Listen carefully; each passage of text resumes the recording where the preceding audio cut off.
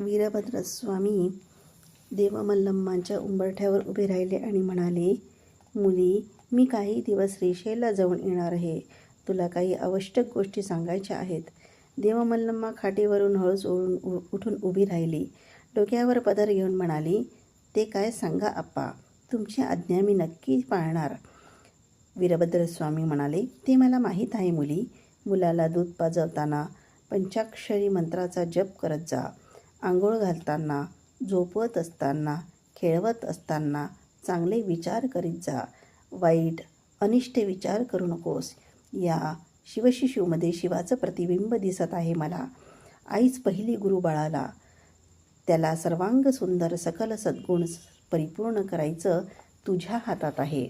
नय, विनय, भक्ती, विवेक, क्षमा, शांती, सहनशीलता त्याला शिकव.